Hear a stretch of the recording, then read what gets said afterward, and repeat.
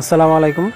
এটা হচ্ছে আমাদের শাহরাইল সিদ্ধাবাড়ির মেলা। আর এই মন্দির, দুইটা মন্দির আছে, দুইটা মন্দিরের সামনে যে একটা বিশাল বট গাছ বা একটা গাছ আছে, ওই গাছের ওখানে একটা দাঁড়িপাল্লা রাখা আছে। ঠিক ওই দাঁড়িপাল্লার অপর পাশে রাখা হয় কিছু ফলমূল, আর অপর পাশে রাখা হয় যার নামে মান্যত করা আছে তার শরীরের ওজন বরাবর কিছু জিনিস ফলমূল ওখানে দান করা হয়। আসলে এই বিষয়টা হিন্দুদের ক্ষেত্রে হইলে ঠিক আছিল, কিন্তু আমরা মুসলমান হয়ে কিভাবে একটা হিন্দুদের মন্দিরে আমরা মান্যত করতে পারি একটা মুসলমান হয়ে? আসলে আমাদের ইসলাম ধর্ম সম্পর্কে কতটা অজ্ঞান বা কতটা অজ্ঞ থাকলে আমরা এই কাজগুলো করতে পারি?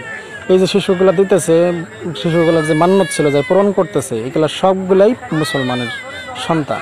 আমরা কেমন মুসলমান, আমরা কতটা দুর্ভাগা?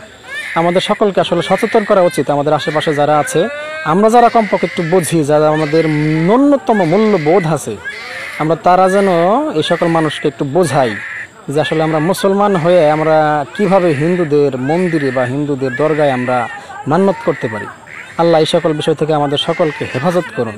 আর আমরা যেন আমাদের আশেপাশে যারা আছে, আমরা যেন সকলকে কমপক্ষে একটু বোঝাই যে আসলে এই বিষয়গুলো ঠিক না, এটা তো আসলে হিন্দুদের কাজ, এটা আমাদের মুসলমানদের কাজ না।